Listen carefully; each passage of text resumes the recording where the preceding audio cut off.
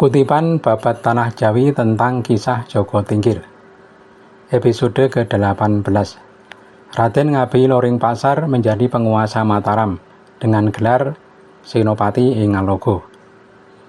Di Mataram pada suatu hari Ki Ageng Mataram duduk di hadapan para anak cucunya. Semua lengkap menghadap, juga Ki Juru Martani yang duduk di depan.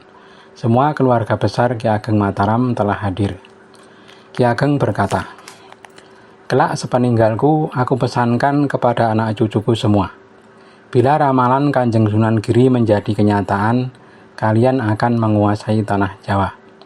Pesanku, kalian pakailah watak ikhlas. Dan satu lagi pesanku, bila kelak ramalan Sunan Giri terwujud, kalau kalian menyerang ke wilayah timur, pakailah caraku dan cara Sultan Prawoto, yakni pada hari Jumat Pahing di bulan Muharram. Itu lestarikan kelak. Dan juga kalau suatu saat Mataram diserang pasukan wilayah timur, kalau kalian menghadapinya dalam perang, jangan melewati Gunung Kendeng. Sungguh akan sial dalam perang. Dan juga satu lagi pesanku.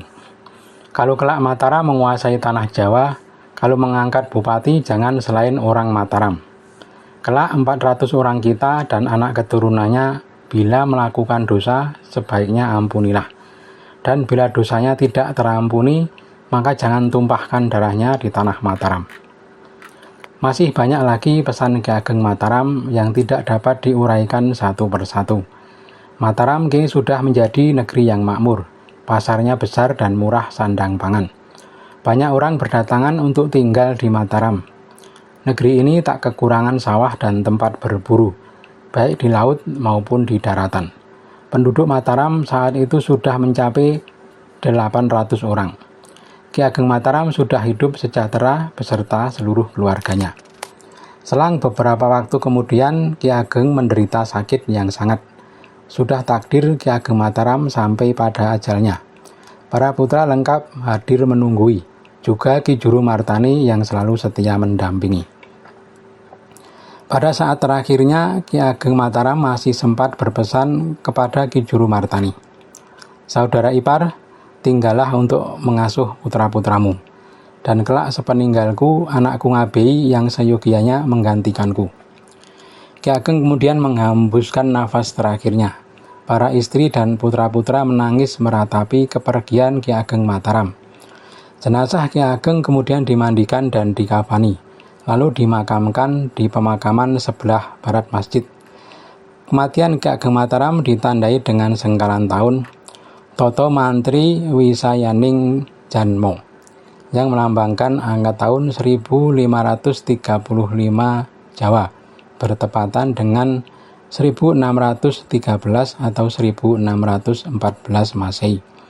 Sepeninggal Ki Ageng Mataram, Ki Juru Martani menjadi pembimbing Wangsa Selo. Beberapa saat setelah Ki Ageng dikebumikan, Ki Juru Martani mengumpulkan anak cucu terah Mataram. Berkata Ki Juru Martani, "Anak cucuku semua, ayo kalian aku bawa ke Pajang untuk melaporkan wafatnya ayahandamu. Juga meminta petunjuk siapa yang berhak menggantikan." Semua anak cucu Ki Ageng Mataram sepakat dan patuh kepada saran Ki Juru Martani. Pagi harinya mereka semua berangkat ke Pajang dengan dipimpin Ki Juru. Sesampai di Pajang, mereka kemudian melakukan PP di bawah pohon beringin alun-alun kota Pajang.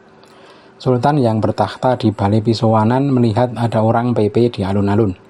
Sultan segera mengirim Gandek untuk melihat siapa yang melakukan PP dan apa tujuannya. Gandek segera melesat melaksanakan perintah. Sampai di alun-alun, Gandek bertemu dengan Ki Juru Martani dan putra-putra Ki Ageng Mataram. Gandek kemudian melaporkan bahwa yang melakukan PP adalah Ki Juru Martani dan putra Ki Ageng Mataram. Tujuan mereka PP adalah meminta petunjuk, karena Ki Ageng Mataram telah wafat, siapa yang selayaknya menggantikan. Sultan Pajang kaget mendengar sang kakak telah wafat. Segera diperintahkan agar mereka semua dipanggil menghadap. Setelah rombongan Ki Juru Martani mengaturkan sembah dan duduk nyaman, Sultan berkata, "Yang seyogianya menggantikan adalah putraku Raden Ngabei. Anakku Ngabei, sekarang aku mengangkatmu sebagai petinggi Mataram. Juga aku beri engkau nama Senopati ing Ngalogo Adi Sayyidin Panotogomo. Dan engkau kanda juru, dampingilah dan bimbinglah anakku si Sinopati. Dan engkau Sinopati, tidak perlu engkau menghadap ke Pajang dalam setahun ini. Bangunlah Mataram sampai makmur. Baru 1 tahun lagi engkau menghadap ke Pajang. Jangan sampai lupa. Senopati menyembah dan menyentuh kaki sang sultan. Setelah itu Ki Juru Martani mohon pamit beserta para putra-putra dari Mataram. Sesampai di Mataram, Raden Ngabei menjadi petinggi dengan gelar Senopati ing Ngalogo Adi Sayyidin Panotogomo.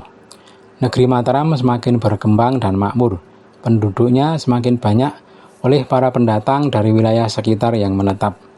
Pada masa itu jumlah penduduk sangat menentukan kuatnya sebuah negeri. Negeri seluas apapun tak akan maju jika tanpa penduduk. Perlahan tapi pasti negeri Mataram semakin kuat. 1 tahun telah berlalu.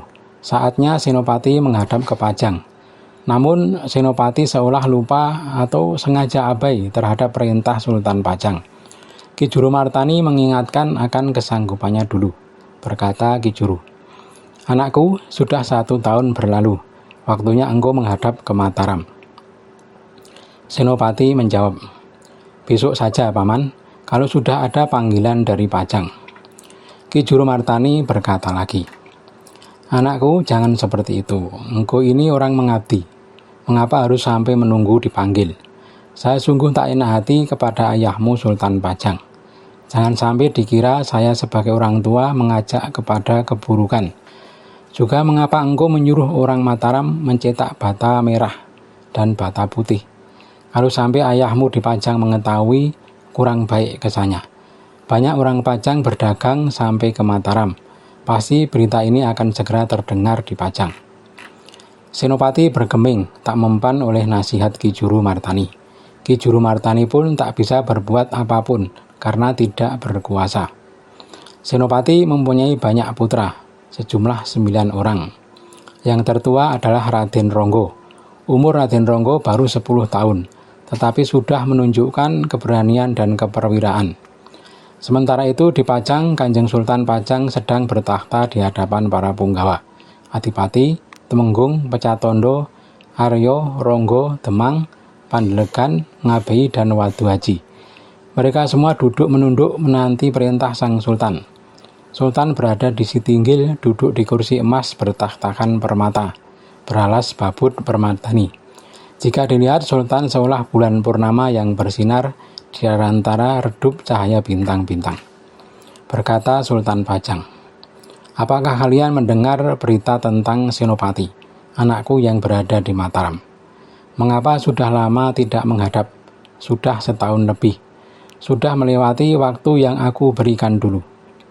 Para punggawa menjawab, "Paduka, kami mendengar putra Paduka Senopati Sang Sutowijoyo tidak menghadap karena ingin membangkang.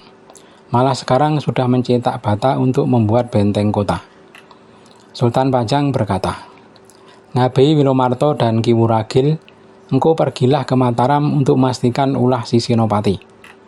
2 utusan segera menyembah dan keluar melaksanakan tugas. Keduanya berangkat dengan berkuda ke Mataram.